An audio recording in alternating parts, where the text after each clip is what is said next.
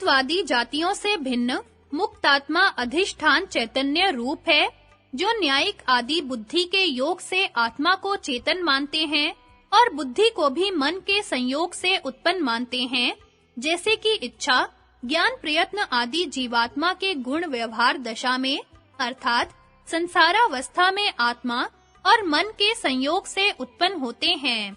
उन्हीं गुणों से आत्मा स्वयं ज्ञाता, कर्ता, भोक्ता कहा जाता है और मोक्ष दशा में तो मिथ्या ज्ञान की निवृत्ति होने से मिथ्या ज्ञान मूलक राग, द्वेष आदि सब गुणों की भी निवृत्ति हो जाती है। तो आत्मा के विशेष गुण अर्थात ज्ञान, इच्छा, प्रयत्न, सुख, दुख, द्वेष, इन सब का अत्यंत नाश हो जाता है। फिर आत्मा अपने स्वरूप मात्र में स्थित होता है। यह उनका पक्ष भी ठीक नहीं है, क्योंकि मोक्ष दशा में नित्यत्व, व्यापकत्व आदि गुण तो आकाश आदिकों के भी रहते हैं। इससे उनसे विलक्षण आत्मा का चैतन्य रूप अवश्य अंगीकार करना चाहिए। आत्मत्व जाति का संबंध ही आकाश आदिकों की विलक्षणता है, यह नहीं कह सकते, क्योंकि आत्मत्व जाति का योग तो संसारी जीवों में भी है। इससे आत्मत्व आदि जातियों से भिन्नता मुक्तात्मा की अवश्य माननी चाहिए और वह भिन्नता अधिष्ठान चैतन्य रूप मानने से ही घट सकती है, अन्यथा नहीं। आत्मा अहम प्रतीति का विषय नहीं, किंतु केवल चिद रूप अधिष्ठाता है। जो मीमांसक लोग आत्मा को कर्म कर्ता रूप मानते हैं, उनका पक्ष भी ठीक नहीं है। उनकी प्रतिज्ञा है कि अहम प्रतीति से ग्रहण के योग्य आत्मा है। अहम प्रतीति में आत्मा को कर्तृत्व और कर्मत्व है, पर यह उनका मंतव्य अयुक्त है, क्योंकि प्रमातृत्व रूप कर्तृत्व और प्रमेयत्व रूप कर्मत्व का विरोधी है, अर्थात जानने वाला और जानने योग्य होना, ऐसे विरुद्ध धर्मों का एक काल में एक पदार्थ में समावेश नहीं हो सकता। जो विरुद्ध धर्मों के अधिष्ठान हैं, वे एक नहीं, जैसे भाव और अभाव। कर्तृत्व, कर्मत्व भी परस्पर विरुद्ध धर्म है। यह कहना कि कर्तृत्व और कर्मत्व का विरोध नहीं, किंतु कर्तृत्व और करणत्व का है, ठीक नहीं। क्योंकि विरोधी धर्मों का अध्यारोप दोनों स्थानों में तुल्य होने से केवल कर्तृत्व और कर्णत्व का ही विरोध है, कर्तृत्व और कर्मत्व का नहीं। यह कौन कह सकता है? इससे आत्मा को अहम प्रतीति का विषय न मानकर केवल चिद रूप अधिष्ठाता ही मानना चाहिए।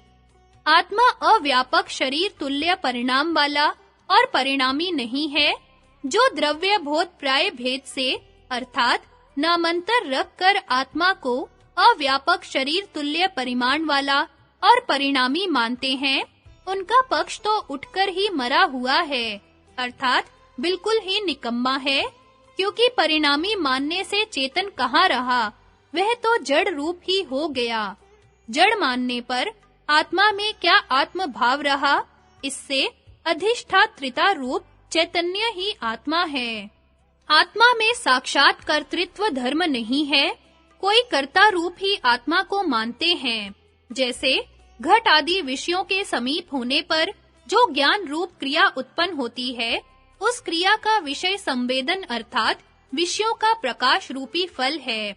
उस फल में फल का स्वरूप प्रकाश रूप से भासित होता है और विषय ग्राह्य रूप से तथा आत्मा ग्राहक रूप से, क्योंकि घटम अहम जानामि, इस आकार से वह फल उत्पन्न होता है। क्रिया का कारण कर्ता ही है, इससे कर्तृत्व और भोक्तृत्व आत्मा का ही रूप है। यह पक्ष भी युक्ति युक्त नहीं। यह बताओ कि संवित्ति रूप फलों का कर्ता आत्मा एक काल में ही होता है अथवा क्रम में। एक किसी काल में सबों का कर्ता मानो तो अन्य क्षणों में कर्ता नहीं रहेगा, और क्रम से कर्ता होना भी एक रूप आत्मा का नहीं घट सकता, क्योंकि यदि उसे एक रूप से ही कर्ता माना जाए तो वह सर्वदा पास तो है ही।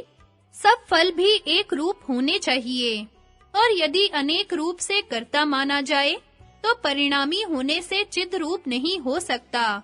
इससे यह सिद्ध हुआ कि आत्मा को चैतन्य रूप मानने वालों को आत्मा में साक्षात कर्तृत्व धर्म नहीं मानना चाहिए, किंतु कूटस्थ, नित्य, चिद रूप आत्मा का कर्ता होना जैसा हमने प्रतिपादन किया है, वह ही ठीक है।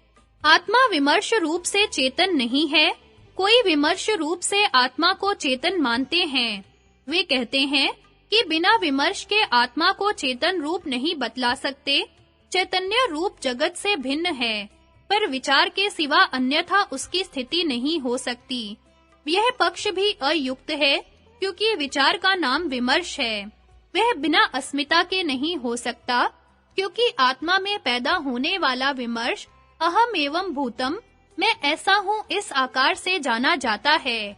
और इस प्रतीति में अहम शब्द से भिन्न आत्मा रूपी अर्थ का प्रकाश होने से विकल्प स्वरूपता अर्थात यथार्थ ज्ञान से भिन्नता है। स्वभाव सिद्धि निश्चयात्मक ज्ञान बुद्धि का धर्म है, चेतना का नहीं, क्योंकि कूटस्थ नित्य होने से चैतन्य सदा एक रूप रहता है।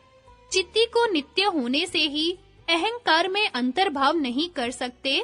इससे आत्मा को विचार रूप सिद्ध करने वाले बुद्धि को ही आत्मा भ्रांति से समझ लिया है।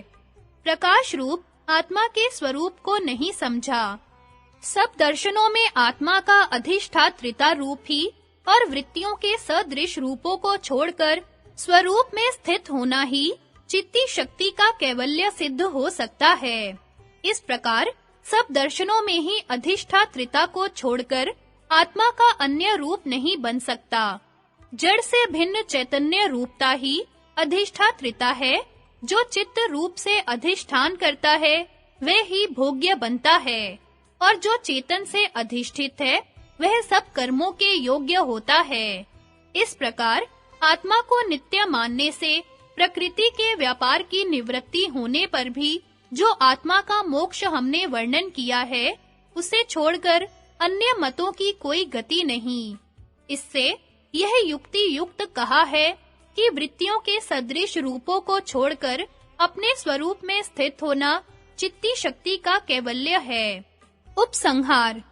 उक्त प्रकार से अन्य सिद्धियों से भिन्न सब सिद्धियों की मूल समाधि सिद्धि को कहकर अन्य जाति में परिणाम रूप सिद्धि की प्रकृति की पूर्णता कारण है, यह सिद्ध कर धर्माधर्म की प्रतिबंधक को हटाने मात्र में शक्ति है, यह दिखाकर सिद्धि जन्य पांचों चित्तों का अस्मिता मात्र से होना बतलाकर एक समय में भोग निवृत्ति के लिए बहुत से चित्तों और शरीरों की अस्मिता मात्र से उत्पत्ति बतलाने वाले शब्दों के प्रामाणिक होने में जो संदेह उत्पन्न होते हैं, उनको दिखलाकर उनकी प्रसंगानुसार व्याख्या कर पांच प्रकार की सिद्धियों से उत्पन्न हुए निर्माण चित्तों में से समाधि जन्य चित्त को अपवर्ग का भागी बतलाकर योगी के कर्मों की लौकिक कर्मों से विचित्रता को सिद्ध कर कर्म फलानुकूल वासनाओं के प्रकट होने को समर्थन कर कार्य कारण की एकता सिद्ध करने से व्यवधान युक्त वासनाओं की समीपता को सिद्ध कर वासनाओं के अनंत होने पर भी हेतु फल आदि द्वारा उनका नाश बताकर भूत आदि कालों में घट आदि धर्मों की स्थिति को उपपादन कर विज्ञानवादियों की शंकाओं को निवृत्त कर चित्त द्वारा पुरुष को ज्ञाता मानने से सब व्यवहारों की सिद्धि को निरूपण कर पुरुष के होने में प्रमाण दिखाकर मुक्ति के निर्णय के लिए 10 सूत्रों से क्रम से उपयोगी अर्थों को कहकर अन्य शास्त्रों में भी ऐसी ही मुक्ति बन सकती है, यह सिद्ध कर मुक्ति के स्वरूप का निर्णय किया। इस प्रकार पतंजल योग प्रदीप में कैवल्य नाम वाले चौथे पाद की व्याख्या समाप्त हुई।